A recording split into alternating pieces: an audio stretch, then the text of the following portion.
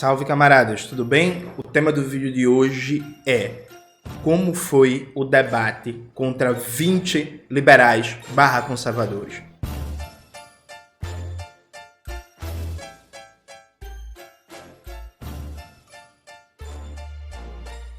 Antes de começar propriamente o tema do vídeo do canal, quero muito agradecer a você que ajuda a manter e melhorar nosso canal a partir do Apoia-se. Seu apoio é fundamental para a gente continuar o nosso trabalho.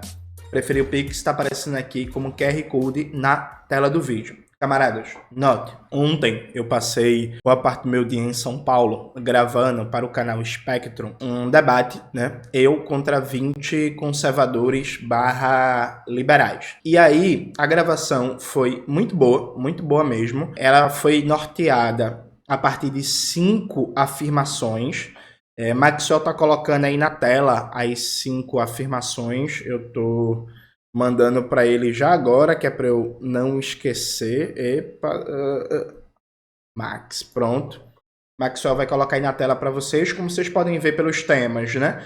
Temas bem objetivos e importantes para a conjuntura brasileira: fim da escala 6x1, agronegócio e fome, Estados Unidos e soberania nacional do Brasil, privatizações e serviços públicos, educação e essa conversa que existe doutrinação marxista nas escolas. Vamos lá. Sim, o debate foi gravado, só vai ao ar em julho. Quando eu souber a data certinha, eu aviso para vocês. Eu não tenho medo da edição do debate. Confio bastante na galera do canal.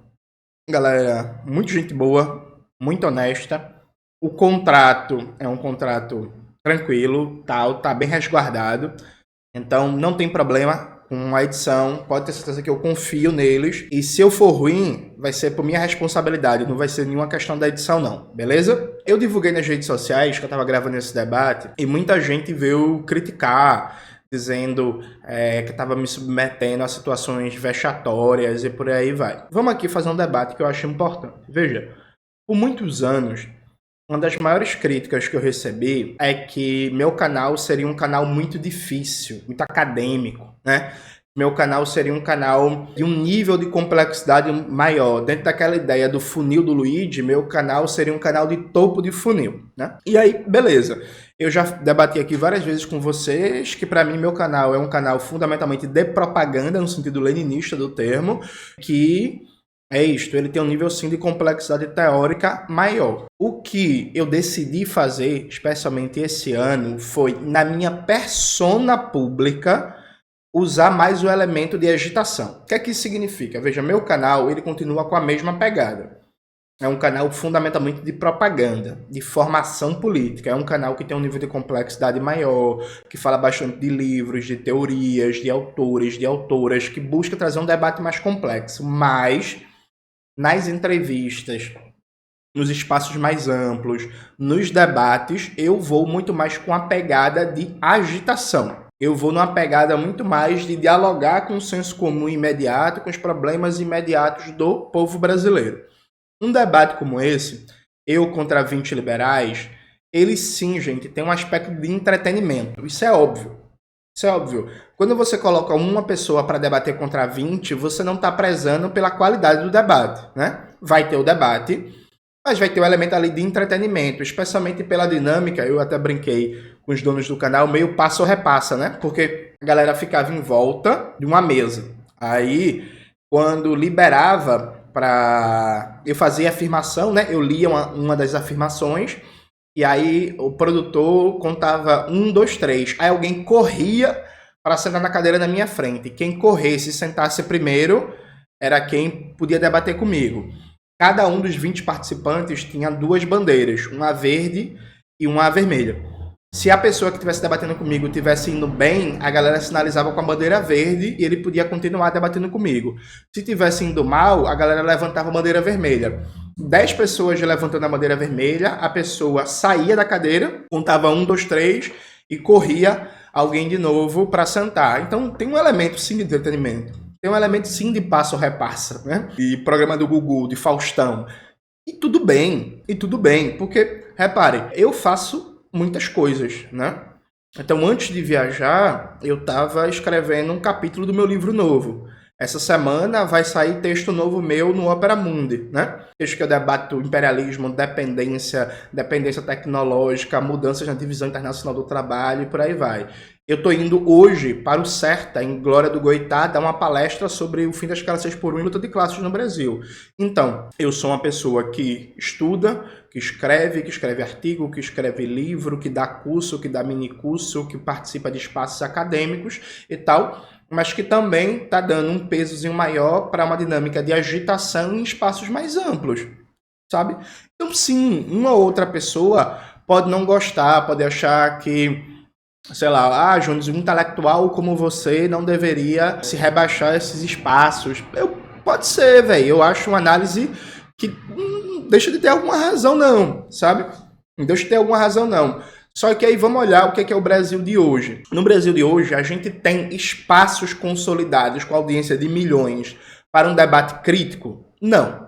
Inclusive, o Breno Altman, que é insuspeito de ser antipetista, né? O Breno Altman do PT, ele vive criticando, por exemplo, a programação da TV Brasil por causa do conteúdo ali esvaziado, da cobertura jornalística com vários problemas. O carro-chefe da TV Brasil é o programa da Sem Censura, da Cissa Guimarães, aí com todo respeito a Cissa Guimarães, que eu cresci assistindo no video show, assim, aquilo ali tá longe de pensamento crítico, né?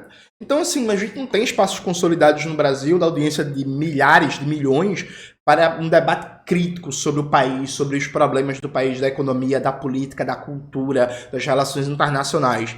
A gente precisa criar esses espaços, querendo ou não, aparecer nesses espaços mais amplos e fazendo uma concessão a um elemento de entretenimento, aumenta a minha audiência, aumenta a minha visibilidade, aumenta a capacidade de circulação do debate que eu faço. Então, assim, desde o debate com o Wilker ex-Leão, meus livros estão vendendo que nem água no sertão, viu, gente? Que nem água no deserto, viu? Inclusive, eu tô muito esperançoso que vire o mês, porque o royalties do livro vai cair legal. Ainda bem que eu preciso pagar as contas.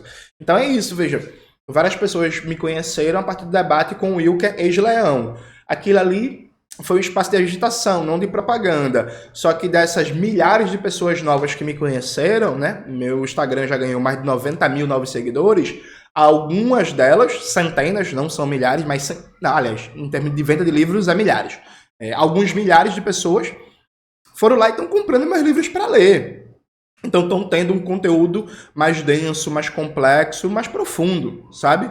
Então, veja, eu entendo alguns incômodos, mas eu acho que a gente precisa raciocinar nas condições concretas do Brasil. As condições concretas do Brasil, se a gente tivesse hoje uma TV pública potente, poderosa, chegando a, sei lá, metade do Brasil pautando um debate crítico público, a gente não precisaria, por exemplo, depender tanto da internet para ter espaços de reflexão crítica. Não é o caso, né? Não é o caso. Então, eu peço que vocês considerem isso. O debate em si foi muito curioso, né? Porque como é que foi o perfil das pessoas que estavam ali? 4 pessoas que estavam ali eram militantes de uma organização de extrema-direita fascistoide chamada União Conservadora. Desses 4, 2 eram particularmente 100% esgoto humano, né? Um advogado, que eu não vou citar o nome desse lixozinho, que é um advogado que ganha vida... que ganha vida defendendo agressores de mulheres e combatendo o que ele chama de alienação parental, né? Querendo dar o direito do agressor de mulheres, do violento, do feminicida, ter acesso ao filho ou à filha, né? Essa é uma figura asquerosa. E o outro é um suposto professor e militante do PL, aquele bolsonarista radical, violento também. Tirando esses 4 dessa tal União Conservadora, o resto eram pessoas que não eram digital influencer, que não são pessoas com grande projeção pública, são pessoas com algum nível de engajamento político e tal, mas pessoas que não são treinadas para serem, por assim dizer, atores públicos de peso, né? O que é que foi o debate? Primeiro, assim, eu acho que eu sou chato, mas eu sou carismático, né? Eu me considero uma pessoa chata, gente, só pra vocês saberem. Mas eu me acho carismático também. Eu acho que eu consegui ser muito carismático com todo mundo. Consegui ser legal, consegui ser de boa, trocar ideia e tal. Menos com a galera da União Conservadora, que nem ideia, viu, gente? Enfim, nem cheguei perto. Ao final do debate, umas 7 pessoas estavam conversando comigo, fumando cigarro juntos, trocando ideia, conversando, a galera me elogiando, dizendo que eu sou muito inteligente, que gostou de conhecer. Pediram para tirar foto comigo, pediram para tirar foto, não sei o que, tal. Um quarto das pessoas que estavam ali saíram mais ou menos conquistadas, viu? Inclusive, eu não sei se a edição vai pegar isso, mas uma das pessoas que estava ali debatendo falou abertamente no final do debate que concordava comigo. E é isso, saiu convencido dos meus argumentos. Outra pessoa, Kaique, que era um cara que estava com a camisa da Argentina, ele não falou isso abertamente, mas ele claramente concordava. Assim é isto. Então, deu para, no meio do debate, conquistaram a galera, beleza? Foi muito bom. Do ponto de vista dos lacradores do União Conservadora, aí talvez isso queiram usar isso para me atacar, ou isso pegue mal com algumas pessoas. Eu não deixei a galera falar, viu? Teve um mesmo, esse militante do PL, ele se apresentou como um defensor das crianças. Eu comecei a aloprar. Defensor das crianças, nada, meu irmão. Sai daí, bolsonarista. Cadê teu mito que tá preso? Ele começou a falar alto. E eu falei mais alto por cima e por aí vai. Mesma coisa com outro advogado de abusador de mulheres. Deixei falar também não. Então é isso. Vai ter 2, 3 momentos ali no debate e é grito por cima de grito, e eu não deixei falar. Eu só fiz isso com essa turma do União Conservadora. Inclusive, a galera, eu estabeleci uma dinâmica que ficou muito claro para os presentes, que era, se a pessoa é normal, de boa, dialoga, eu vou deixar ela falar. Então, a galera começou a ver que quem era tranquilo, eu deixava falar mais, aí a galera ficava com a bandeira verde, deixava mais tempo falando.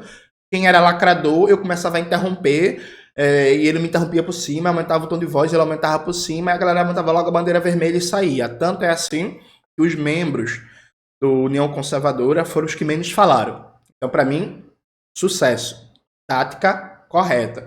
Inclusive, um dos membros da União Conservadora começou a me chamar de verme, levantou da cadeira nervoso, perguntou meu peso, me chamou pra porrada.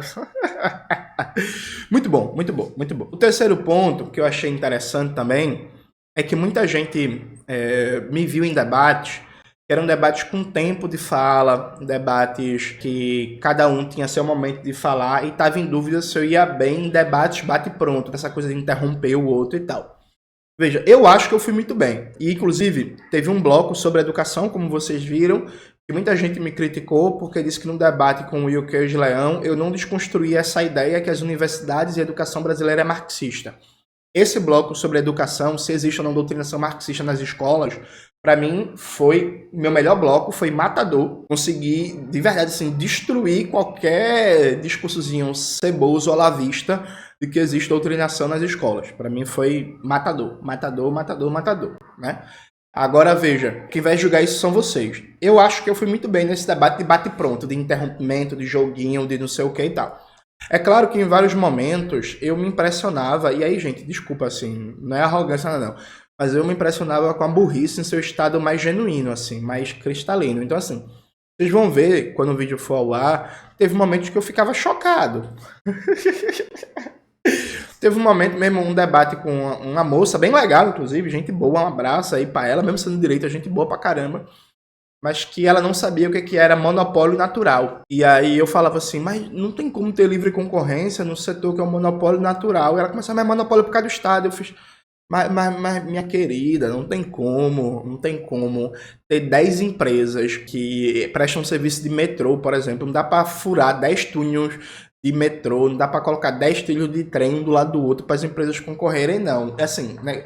Teve momentos chocantes, assim, momentos que eu fiquei impressionado. Mas eu acho que o resultado é muito bom e que vai render muitos cortes ótimos para circular nas redes e vai ter repercussão muito boa, porque eu acho que vai reforçar o papel que a gente vem tentando mostrar de como enfrentar a extrema-direita no debate público.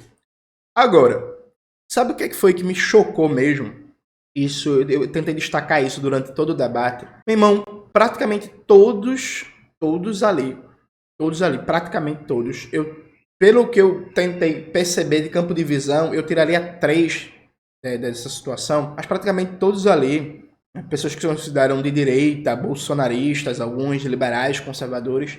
Meu irmão, essa gente odeia o Brasil, no sentido de que o Brasil não presta, o povo brasileiro é ignorante, O povo brasileiro é burro, o Brasil não dá certo, o Brasil não consegue e tal. Meu irmão, é uma lógica de difamação, inferiorização, negativação do Brasil enquanto país e da maioria do povo brasileiro, consequentemente da classe trabalhadora, absurda.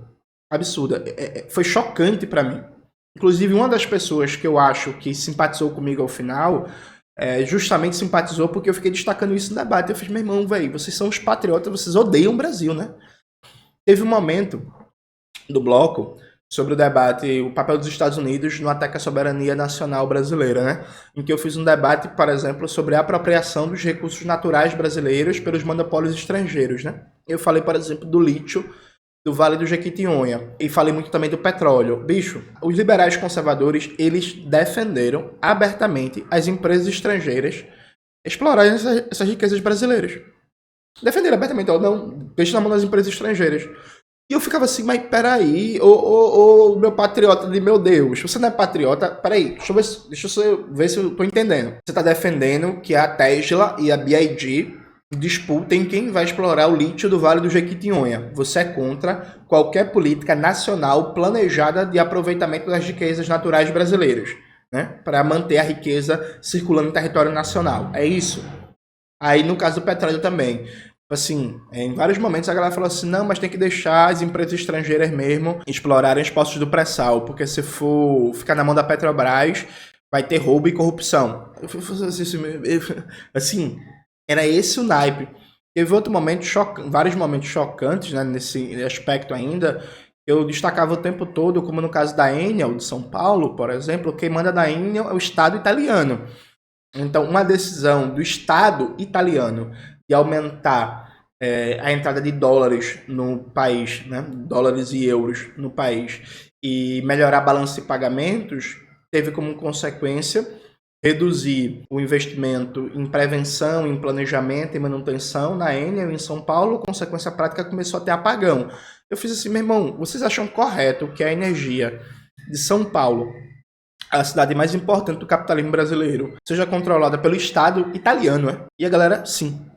Então veja, é chocante, vocês vão ver isso, o grau de entreguismo, o grau entranhado de uma ideologia de negativação, uma ideologia de repulsa, de ojeriza, de ódio ao Brasil e ao povo brasileiro. Sintetizado naquela ideia do complexo do vira-lata, né? Assim, de maneira cabal. Alguém pode dizer assim, Jones, isso não é novidade. Eu sei que isso não é novidade, mas a maioria das pessoas que estavam ali não são pessoas que várias ali se conheciam, mas não são pessoas que têm convívio próximo, né? Eram pessoas de estados diferentes, cidades diferentes e tal. Foi muito bom do ponto de vista de experimento sociológico ver como bolsonaristas de diferentes conservadores e tal, de diferentes cidades, diferentes estados, a lógica é a mesma. E aí tem um elemento que é o Georg Lukács, ele falava de ideologias orgânicas.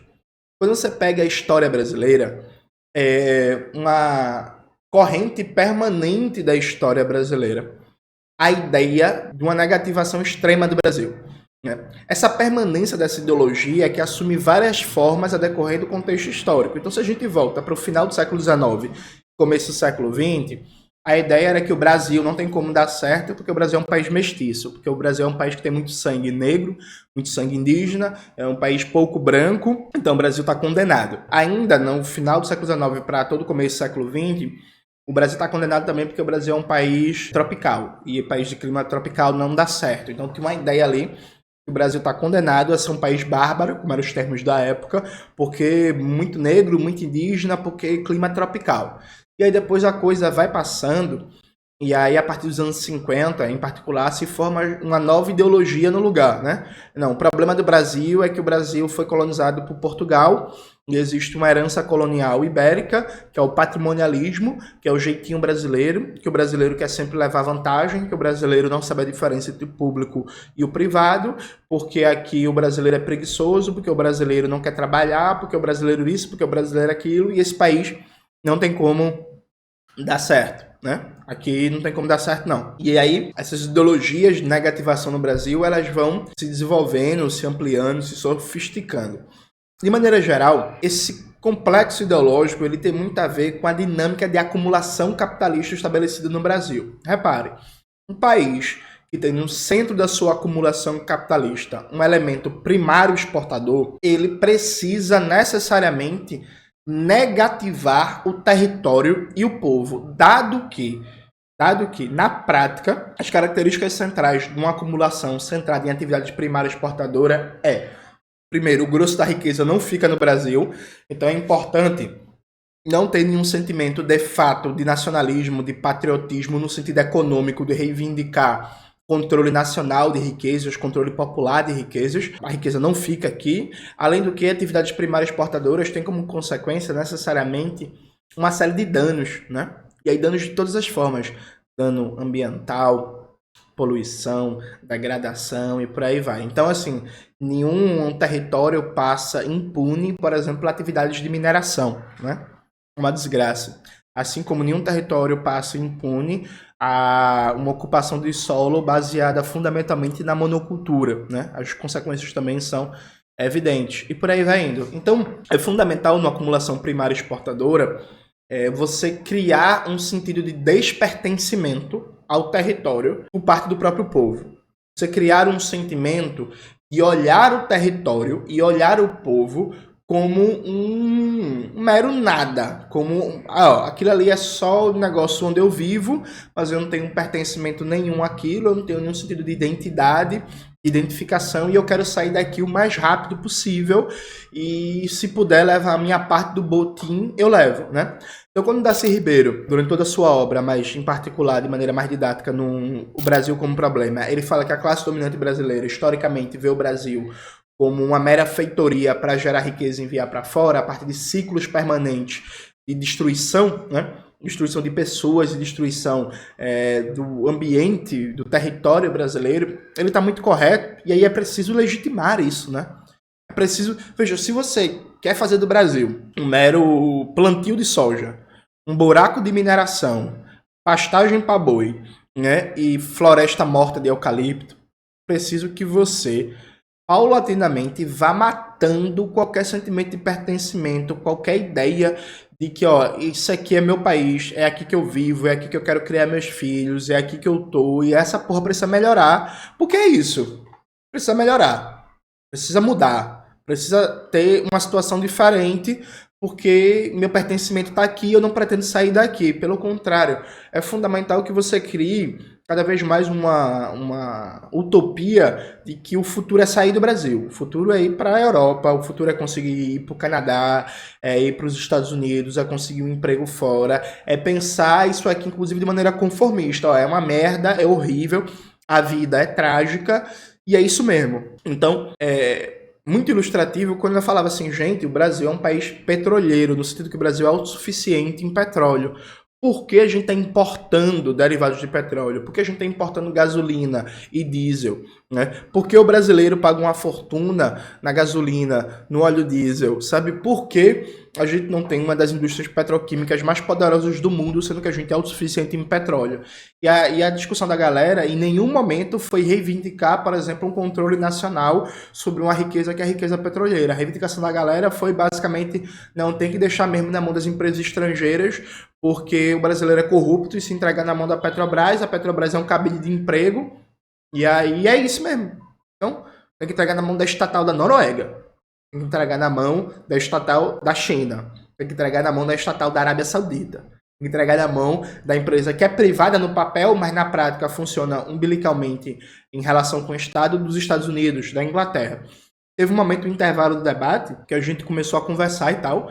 Eu cheguei pra galera assim, eu falei assim, galera, vem cá, aí vocês estão com essa desculpa que a Petrobras, se entregar a exploração do petróleo na mão da Petrobras, a Petrobras tem corrupção, vai virar cabide de emprego. Propõe um modelo de governança, pô. Vamos propor um modelo, por exemplo, de controle externo da Petrobras, para além dos acionistas privados e da União. Vamos propor um modelo de conselho em que participe setores da academia, consumidores, organizações sociais e tal, que tenham o maior controle sobre a atividade da Petrobras, mas manter a riqueza brasileira petroleira explorada a partir de interesses nacionais brasileiros, né, beneficiando a maioria da população, a classe trabalhadora. Aí não, mas aí vinha a desculpa, não, mas o brasileiro não tem educação. Tá, pô, e aí, pô, vamos apostar no povo, pô. Sim, e aí? É para fazer o quê? Deixar como tá, sabe? O pré-sal, quando surgiu, ele supostamente seria a grande salvação para a saúde, a educação, para o financiamento de políticas públicas no Brasil. Faz mais de 10 anos que o pré-sal está aí na praça e foi que se beneficiou dele. Na prática, o Brasil virar um país petroleiro fez com que isso fosse um novo ciclo de commodities, no sentido de tira a matéria-prima, exporta, uma parcela pequena da riqueza fica com setores da classe dominante interna e a maior parte da riqueza é apropriada pelos países centrais do imperialismo e pelos seus monopólios. E assim, um entreguismo, uma paralisia, um ódio barra desistência barra passividade, né? E aí, eu saí muito pensando o quanto a gente precisa, para além de um debate crítico marxista sobre questão nacional, e quando eu falo um debate crítico e marxista, é porque existem reflexões boas sobre a questão nacional no Brasil que não são necessariamente marxistas. O caso da Darcy Ribeiro, por exemplo. Darcy Ribeiro dialogava com o marxismo, era próxima, Darcy não era marxista, né? As reflexões dele são boas, por exemplo. Mas eu acho que a gente precisa também olhar para essa dimensão dos afetos, né? A gente precisa olhar e perceber o quanto o afeto central, né, nessa extrema-direita é o afeto da desistência de que o Brasil tem futuro. Acho que esse ponto é fundamental. Veja, essa gente desistiu que o Brasil tem futuro. Desistiu objetivamente da possibilidade de melhorar a vida do povo trabalhador. Coloca a culpa disso em algum inimigo, é as esquerdas, é o feminismo, é a doutrinação marxista nas escolas, é as pessoas transexuais, é os maconheiros, é os abortistas, enfim. Mas desistiu na prática do Brasil ter futuro, mobiliza esse ódio pela falta de futuro, mas mobiliza para manter tudo como está. Então tem um elemento aqui de afeto de afirmar que o Brasil tem futuro, de afirmar que é possível, a partir da organização popular, da luta de classes, de confrontar os interesses da classe dominante interna do imperialismo, a gente sim transformar a realidade do nosso país, a gente melhorar as condições de vida do nosso povo, a gente inclusive conseguir a segunda e verdadeira independência do Brasil a partir da Revolução Brasileira, da construção do socialismo no Brasil, mas também mobilizar um afeto que a gente acredita no nosso povo, pô. Que a gente, não de maneira idealizada, a gente sabe dos problemas, mas a gente acredita na classe trabalhadora brasileira. A gente acredita no Brasil, a gente acredita no nosso potencial, a gente acredita nas nossas qualidades. A gente sabe dos nossos defeitos, mas a gente sabe também das nossas qualidades. A gente sabe do que a gente tem de positivo, sabe? Eu saí muito tocado com isso. Eu fiz, meu irmão, impressionante como tal dos patriotas, eles odeiam o Brasil de uma forma impressionante. Impressionante. Então, quando esse vídeo for ao ar em julho, né, o vídeo do debate, eu vou lançar vários vídeos aqui no canal buscando fazer essa reflexão sobre como o bolsonarismo é difusor de uma ideologia de negativação total do Brasil, ideologia que é funcional aos interesses do agronegócio, da mineração, da renda da terra, da dinâmica de acumulação primária exportadora no Brasil. Então, aguardem, vai demorar um pouquinho, mas em julho o vídeo tá no ar. Quando tiver a data certinha, eu aviso para vocês e assistam, que vai ser bom, tá bom? É isso, galera. Espero que vocês tenham gostado do vídeo hoje do canal. Não se esqueça de se inscrever no canal, ativar o sininho, curtir esse vídeo, compartilhar, tudo isso que vocês já sabem. Um beijo e até a próxima.